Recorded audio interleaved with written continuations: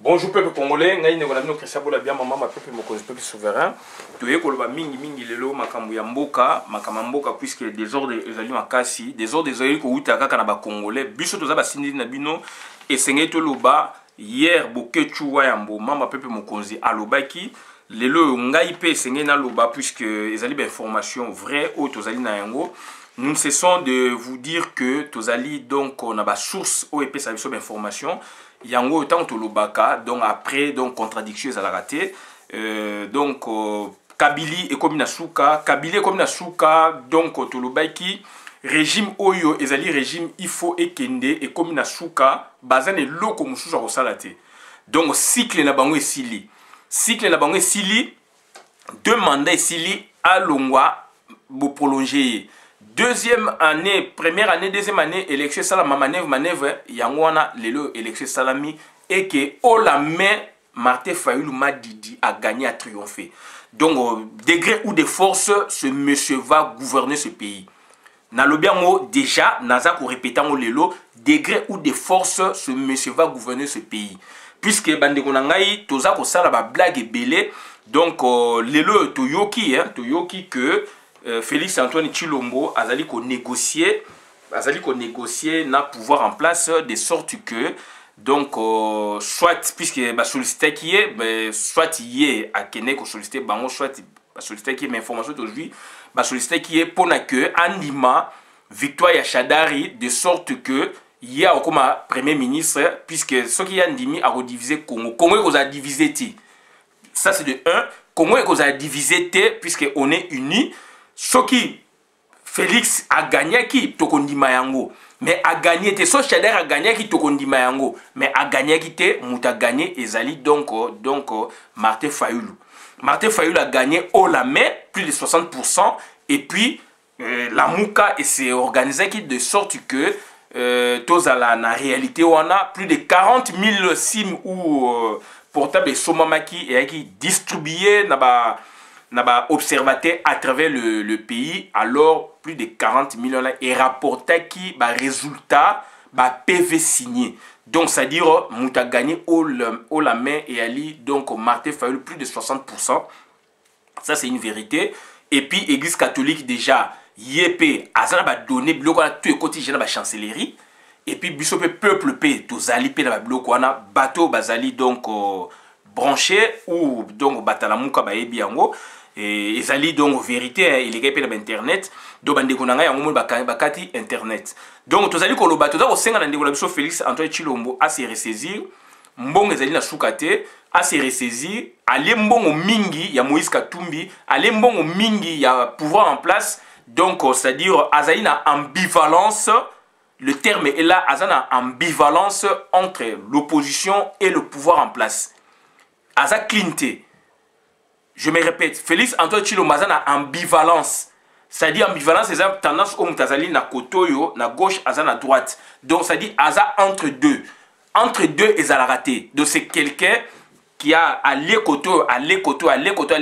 Et maintenant, azona sabina za opposant, na ba aveugle politique. Koto azola sa bango ke aza mutu na bango koto kuna baza ba aveugle ti bino nde boko landaye boko moni opposant azande opposant bino nde boza ba aveugle politique. Vous êtes frappé par la cécité politique donc vous ne voyez pas bache bino bande donc ça dire c'est votre logique obolingi bosala yango donc muta gagné ezali Martin Fayulu a supporté qui Papa Tshisekedi. Martin Fayulu avait contribué financièrement la campagne de Papa Tshisekedi. Martin Fayulu, il n'a jamais été jaloux na famille Tshisekedi. Martin Fayulu, c'est quelqu'un de humble, c'est quelqu'un qui prie, c'est quelqu'un de spirituel.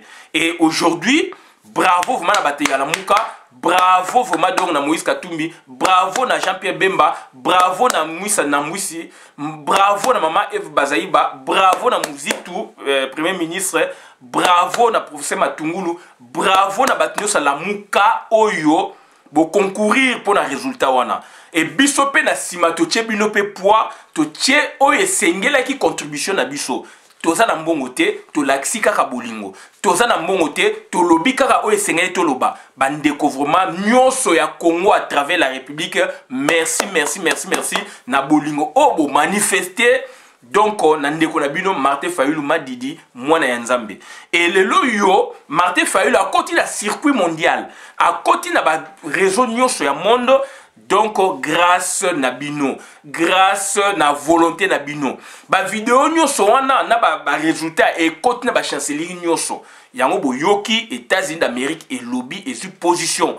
Donc ba kondimaka te résultat moko ya complaisance na ya complicité, puisque ba yebi ba tangi Martin Fayulu na ba manifestation publique ndenga triomphaki, et puis ba tangi Martin Fayulu na ndenge pe a gagné ba élection, ba télévision monde déjà ezali koloba yango ndeko na ngai. Donc yo soko lingo osala obstacle na vérité wana, obstacle na résultat wana ezali non seulement résultat mais obstacle na libération ya Congo, yo Félix Antoine Tshilombo peuple congolais a simana yo. Donc ça dire avenir na yo et kozala bien té.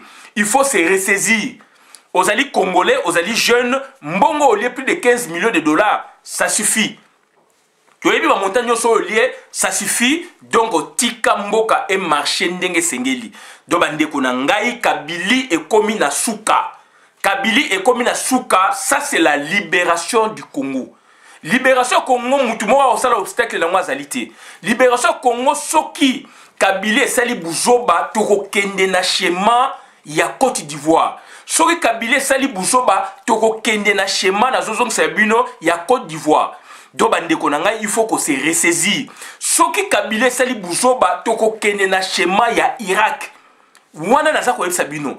Donc ça dire Congo ezali épicentre ya monde par rapport ya géologie na ye, par rapport à la géographie naïe. Donc bandeko na ngai aujourd'hui États-Unis d'Amérique ezali na ba dérangement par-ci par-là à cause du Congo, à cause du gouvernement ya ba voyou.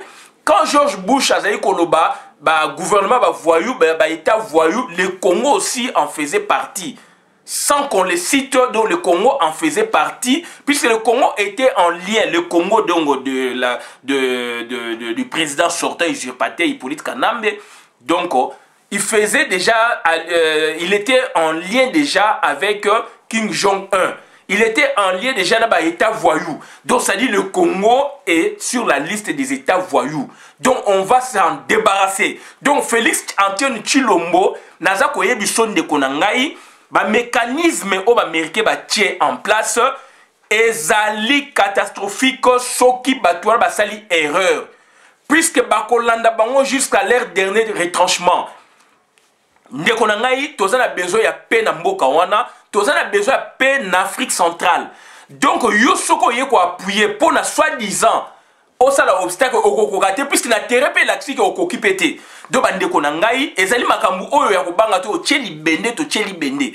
Donc aujourd'hui personnellement nazali satisfait puisque États-Unis d'Amérique grande puissance et comprenant problématique ya Congo et ça dès que zali wana Angola ba signer accord militaire, y intervention militaire humanitaire na Congo. Il suffit d'un rien. Bon, ça les résultats à Mabé, il y aura soulèvement populaire na Congo, il y aura donc désordre, ça dès que et kokota Angola kokota. Puisque résolution 2348 ezali ko couvrir yango bandeko nanga bo sala erreur te. États-Unis d'Amérique ba soda bango bazana kati ya Congo. Donc bandeko bokolo baké il faut to dépendre na biso moko. Oui, to dépendre na biso moko et puis aussi na ba voisin, to dépendre na biso moko et puis aussi na ba partenaire na biso. Même la Libala, bozana ndaku mais il y a des voisins, il y a des ceci cela donc même le lo soki Libala banga bomayango, juge akotala kaka bino na ndaku te. Juge akotala aussi ba relation na bino côté moi si côté mobali et puis à côté la famille et puis à côté la master na bino ba relation na bino pour na yeba ndeni bo ve pour na ayeba ko trancher après ba plusieurs renvois bandeko na ngai. Quand on parle du Congo, Congo c'est le épicentre du monde. Quand on parle du Congo, c'est un pays qui a été créé par 4 cofondateurs: la Belgique, la France, l'Angleterre et les États-Unis d'Amérique. Aujourd'hui, États-Unis d'Amérique a écarté Batouana tout. A Tikalina Maman nae Angleterre, a écarté Belgique, a bomi gouvernement belge. Tu as vu ça qui bino. Lelo na France a comme kolera mboka. États-Unis a se retiré. Na Syrie, Russie endimi yango.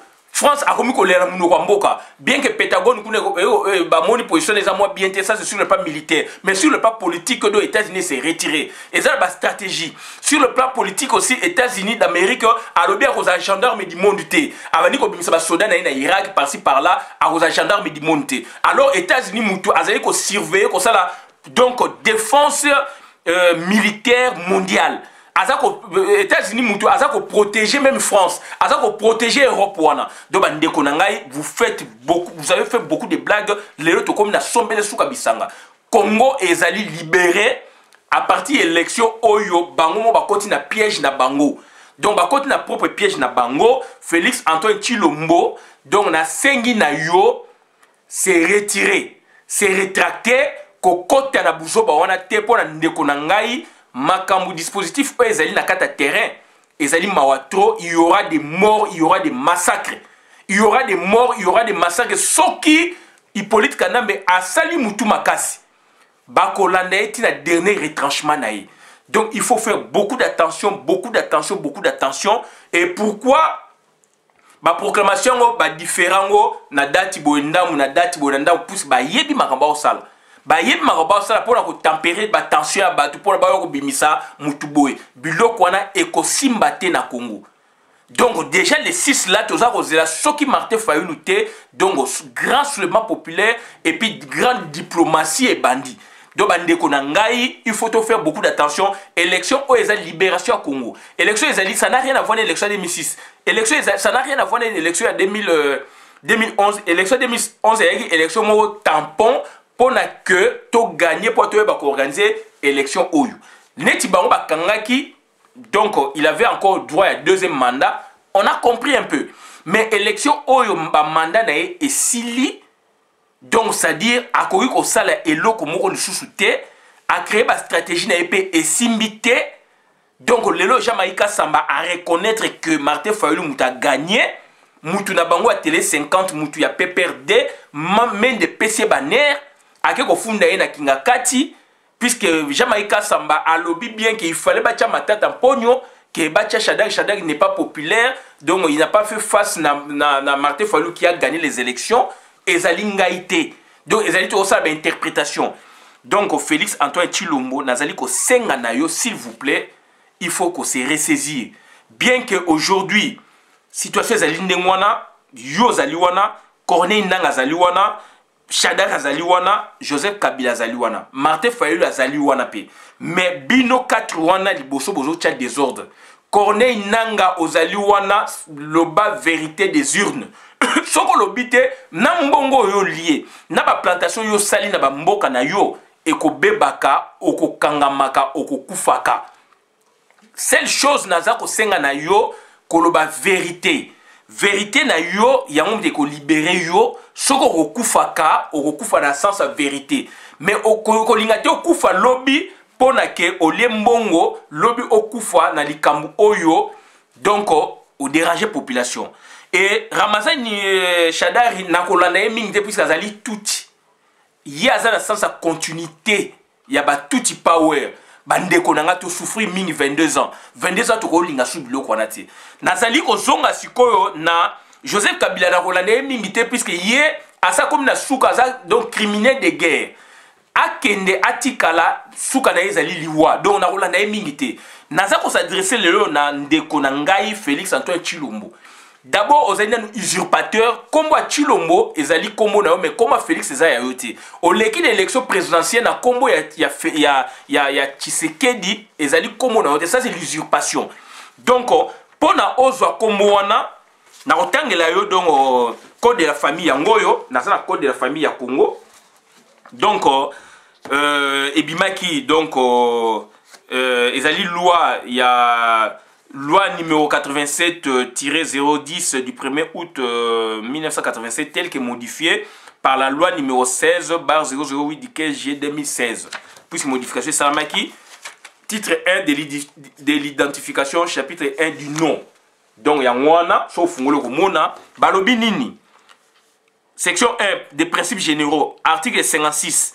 modifié par l'article 1 de la loi numéro 16/008 du 15 juillet 2016, modifiant et complétant la loi du numéro 87-010 du 1er août 1987 portant code de la famille.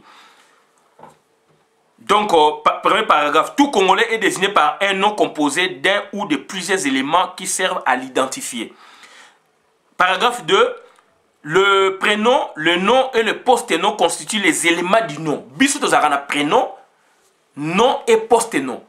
Bandeko nanga, tout ça il y a la loi na Congo. Paragraphe 3, l'ordre des déclarations des éléments du nom et leur orthographe sont immuables. Donc, immuables. L'ordre des déclarations des éléments du nom et leur orthographe sont immuables. Donc, ça dit ordre, tant ba pesiyo, ba botuyo, comme on a yo Félix Antoine Tshilombo. Et ça, Tshisekedi. Ça, c'est l'ordre. Au Botami, na 63, 64 par là. Au Botami avant, donc, au Botami avant le 27 octobre, donc, 72, donc 72, donc, 3Z. Avant les recours à l'authenticité, le banc clair.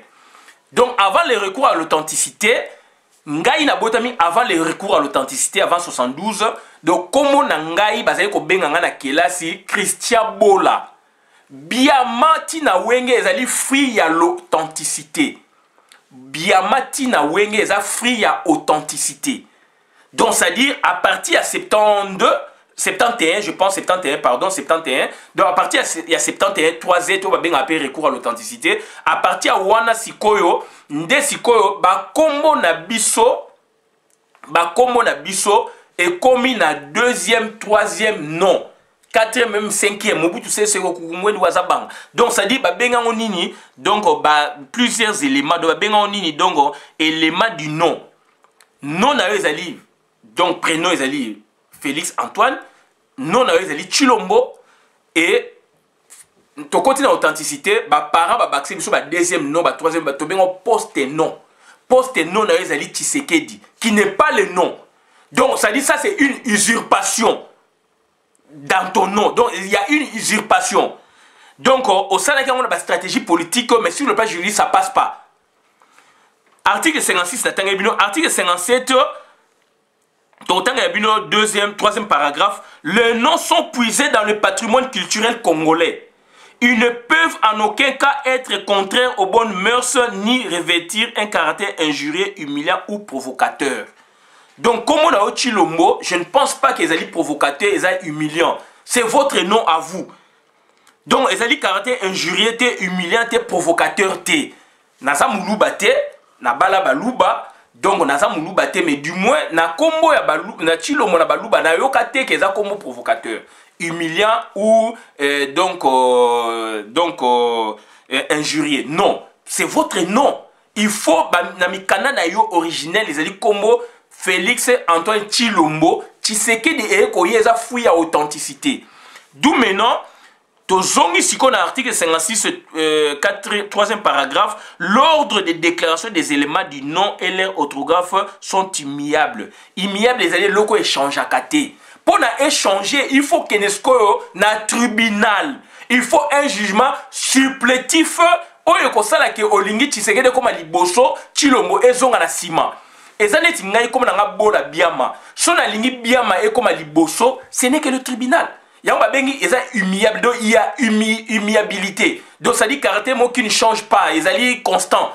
Donc comme on est côté à la donc bien on a droit na biso et côté à la bongo soki donc humiliable mais règle les les alliés pour la humiliabilité ici là, seul le tribunal qui en décide.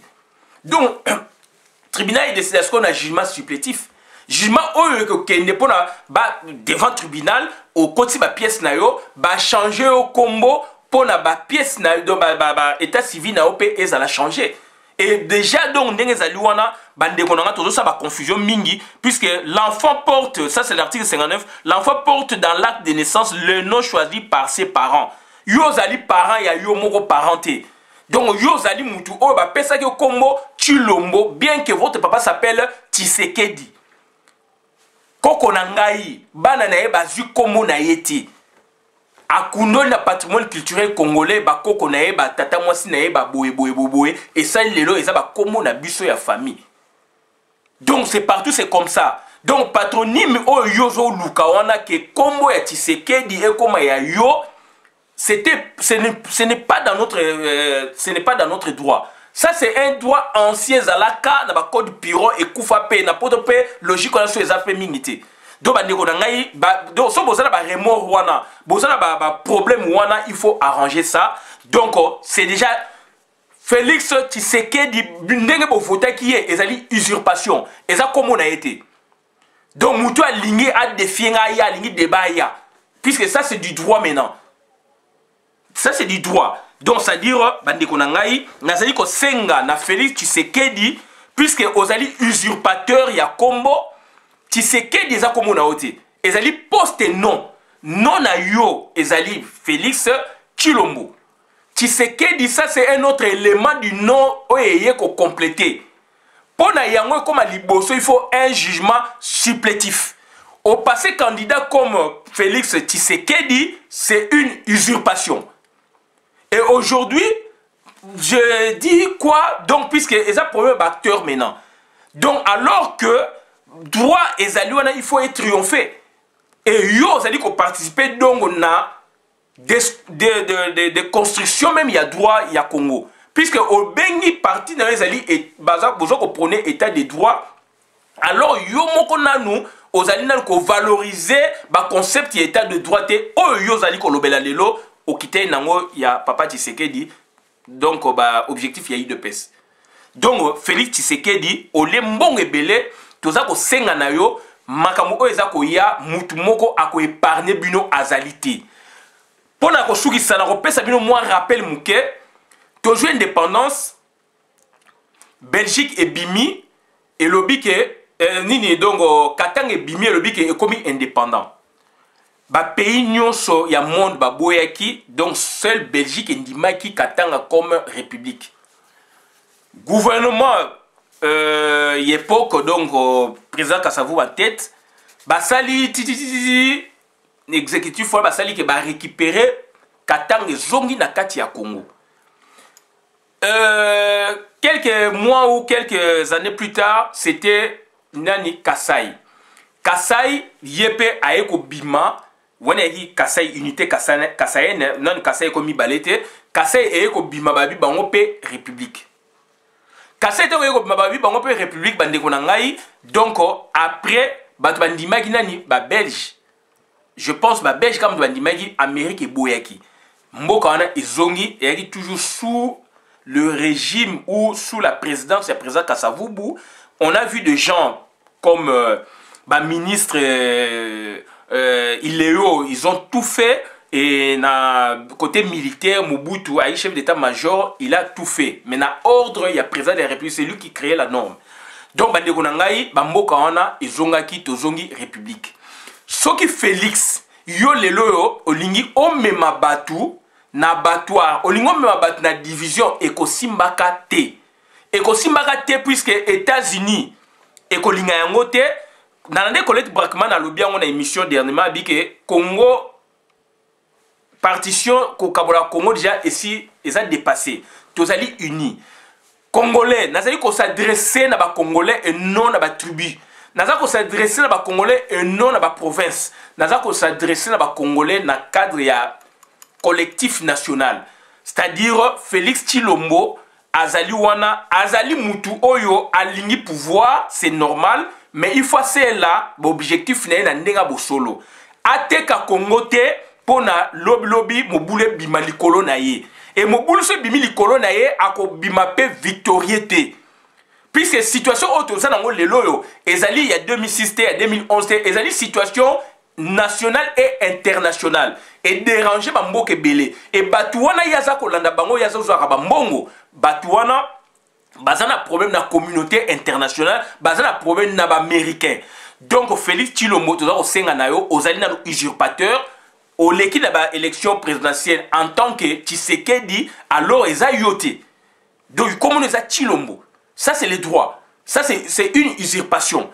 et nazali ko senga na yo bima côté wana tika ba tuti ba salo ba ngba lingba sala biso ba congolais to ko s'en prendre na bango na aide aussi à communauté internationale. Général de Gaulle a reconquérir qui pouvoir na yé na armées étrangères dont les Américains. C'est tout à fait normal. Armée américaine ezali wana États-Unis d'Amérique baza ko manifester bazo sa ba déclaration ba kotika Congo te puisque Congo ezali terre moko stratégique. Ezali terre moko donc ezali sacré. Donc Félix Tshilombo nazali ko sambela onde tolobaka bima na makambo wana. Bima obanga kate membalo okobanga soko salere okobanga tango omona make donc désordre koti ba komi ko lukayo ndesko place ko comprendre. Donc ozwa Congo lokola lopangu na yote kozwa Congo lokola mboka na binote zwa Congo ezali ya ba congolais et que yoza acteur politique donc bo sali ba aventure belé na UDPS na bino combien de décennies oyo UDPS ezongsi Congo sima donc bandeko na ngai lelo to komi na suka molongo donc ezali libération ya Congo mutu moko akotika kayango azalité. Et surtout que Madidi a gagné. Nakoloba mingi te, nazo senga na Félix Tshilombo, c'est ressaisir, ole mbongo mingi, donc c'est ressaisir bima na bosoto wana. Bima na bosoto wana, puisque ba Rwandais, il faut ba bima ba ke na mboka na bango. Et je m'adresse maintenant à officiel camerounais à l'Union africaine. J'ai suivi une déclaration, puisqu'il a suivi ce que Félix Tshilombo a dit. Si il devient président de la République, il va faire ceci, cela, donc c'est-à-dire pour lui, il est réconciliant, donc il dépasse ceci, cela. Il faut faire attention, mon frère africain du Cameroun. On est bantou ensemble. Moi, je sais aussi de lire les institutions politiques de votre pays. Donc, je déploie beaucoup d'efforts. Pour comprendre la politique du Congo, il faut la lire et il faut rentrer en profondeur. Il ne faut pas se fier sur les déclarations que prononcent, n'est-ce pas, nos politiciens. Puisqu'ils sont politiciens, ils ont double face, ils vous disent ça et l'air contraire. Et on est aussi en Afrique. Félix Tshilombo a été toujours du côté du pouvoir. C'est quelqu'un qui est du côté du pouvoir. Il est dans l'ambivalence entre le pouvoir et l'opposition. Donc, normalement, en temps normal, il ne peut jamais être de l'opposition. Vital Kamerhe, en temps normal, il ne peut jamais être de l'opposition. Et Félix Tshilombo, puisque Vital Kamerhe, déjà lui-même, il a quitté l'opposition, puisqu'il y a des opposants qui ne veulent pas de lui dans leur regroupement. Donc, Félix Tshilombo, maintenant, le fait que il a des objectifs à atteindre, des objectifs, n'est-ce pas, qui vont nuire au Congo. Alors, pour les réaliser, il a mis derrière lui, donc, Vital Kamerhe. Alors, Vital Kamerhe, déjà, il est radié de l'opposition. Donc, Félix Tshilombo, il est dans l'ambivalence entre le pouvoir et l'opposition. Donc, il n'est pas de l'opposition. Donc, il faut suivre bien ces déclarations. Il ne faut pas vous fier sur les dernières déclarations qu'il lance donc dans l'opinion publique nationale et internationale pour que vous preniez ça comme vraiment vérité. Donc je m'adresse maintenant à l'officiel de l'Union africaine, le Camerounais, mon frère Bantou, vous qui avez déclaré que Félix est conciliant. Il n'est pas conciliant. Il n'est pas conciliant. Donc il faut faire beaucoup d'attention, il n'est pas conciliant. Et le Congo ne va pas se bâtir, n'est-ce pas, sur cette forme de conciliation, non. Le Congo a des objectifs à atteindre, c'est un grand pays et le Congo doit créer une justice transitionnelle puisque le rapport mapping fait foi. Donc la plupart des dirigeants qui dirigent le Congo, qui gouvernent le Congo actuellement, pardon, donc ils sont impliqués dans les rapports mapping. Les rapports mapping concernent les violations des droits de l'homme, des droits humanitaires, des droits ceci, cela, etc. Donc Hippolyte Kanambe est un des accusés, n'est-ce pas, dans les rapports mapping. Donc, raison pour laquelle je vous dis, il faut faire beaucoup d'attention. Nous avons un rapport mapping donc, confectionné par les Nations Unies qui atteste qu'il y a une violation donc autant d'années, depuis de 1993 jusqu'à 2013. Et ce rapport mapping a été notifié au gouvernement congolais depuis, donc, par les experts de l'ONU depuis donc, 2010. Et on leur demandait, n'est-ce pas, dans le rapport mapping, on leur demandait, n'est-ce pas, de faire une justice transitionnelle. Nous, on a besoin de cette justice transitionnelle. La justice transitionnelle, n'est-ce pas, requiert aussi, n'est-ce pas, l'apport des experts internationaux, n'est-ce pas, en la matière. Et une fois, donc, on met en place cette justice transitionnelle, on va démarrer et tout va s'éclairer, tout va s'éclaircir, pardon. Donc, c'est-à-dire dire que Félix Tshisekedi est conciliant par rapport à quoi, je ne sais pas. Puisque lui, il veut protéger même les criminels de guerre. Puisqu'il est en phase avec eux. Puisqu'il mange avec eux, ils sont ensemble. Donc, on a eu donc, Félix Tshisekedi, Ozali, usurpateur, Tshisekedi, ce n'est pas votre nom. Donc, il faut nous prouver un jugement supplétif. Et on connaît la durée au jugement supplétif et ça la maca. Et donc, élément caractéristique dans la publicité. C'est-à-dire, au Kendaki, afficher on a des tribunaux. Publicité, c'est-à-dire qu'on afficher devant ou sur le mur des tribunaux ou quoi, dans les journaux. Et que Félix Antoine Tshilombo a changé de combo. Et le fait que vous allez présenter parti politique, et ça la écho. Donc c'est une usurpation déjà au niveau de la présidence de la République. Rien que par rapport au nom. Comme on a dit Bola Biama, comme Biama Bola, ça c'est un problème. Ça c'est un problème. Même comme on a dit Bola et comme Bolia, c'est plus mon nom. Donc il faut un jugement supplétif. Donc il faut faire attention. Si c'est un jugement supplétif étranger, c'est un jugement étranger et qu'on subit procédure à exéquature. Donc il faut qu'il y ait un tribunal ya Congo pour ne pas compter un jugement étranger, sauf ça il y a Belgique, il y a changer Congo et quand on a Congo, pour le Congo, à cause on a arsenal juridique na Andi Mayango, abim s'appelle jugement Andimi, makam au jugement étranger et ça là qui il y a changement et non jugement supplétif.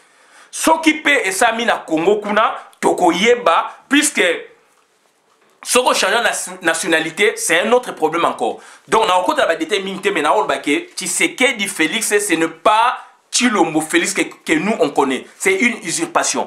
Donc, au Limbo, au Congo, au retardé jeunesse, n'a pas bêtise, ça là, ça politique. Oui, c'est politique. Mais dans l'entretemps, au BBC jeunesse mingi, au BBC avenir yabatu.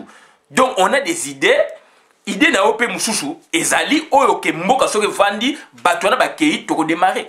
Donc on a également le bangwa bola na vidéo malabu ka bona compte communauté ngai Christian bola bien maman ba pepe mon pepe souverain toujours le bamakam o esengeli donc bandeko na ngai il faut faire beaucoup d'attention puisque il faut donc tous à la mayele puisque mboka ezoke na kao Félix ozali sollicité pour na ondima. Donc, victoire à Chadari, alors Chadari a gagné, ça c'est de 1. Deuxièmement, yo sengi bango yonde batio président de la République de sorte que au protéger Batouana. Ça ne passera pas. Donc, bandeko o bazali ko rêver na justice distributive, na présidence distributive ezalité. Présidence pour preuve, sauf Félix a passé, sauf a gagné qui, ezali distributivité. Ezali présidence par la conquête du pouvoir par la voie des élections. Ou coup d'état, donc il faut faire beaucoup d'attention à aucun esprit à présidence distributive. Présidence distributive ezalité. Et ça rappelle la Congo. On n'est pas contre les baluba. On n'est pas contre les Basonge, on n'est pas contre les Mongo, on n'est pas contre les Bangala, on n'est pas contre les Bayombe, on n'est pas contre les tribus à Congo. Donc, c'est-à-dire, base linguistique pour avoir le pouvoir au Congo, et ça l'a raté. Et ça l'a raté. Mobutu, Kasavubu a été élu dans Lumumba. Lumumba a été avant Kasavubu après. On a président de la République, on avait même il y a le 30 juin. Et puis, Mobutu a eu aussi un coup d'État. Il y a eu un mode d'accès au pouvoir qui a été accepté dans la période de Rwanda. Il y a eu un pays d'Afrique. C'est le coup d'État à Botel Bokonzi na Kasavubu. Laurent Désiré Kabila a été destitué Mobutu, mode d'action d'accès na pouvoir, et ça révolution. Donc, Hippolyte Kanambe a sali mode d'accès na pouvoir, donc la révolution du palais. C'est toujours la révolution, mais na katanda kuna bango abomi tata na yemo bokoli na kata palais de marbre azalaki wana.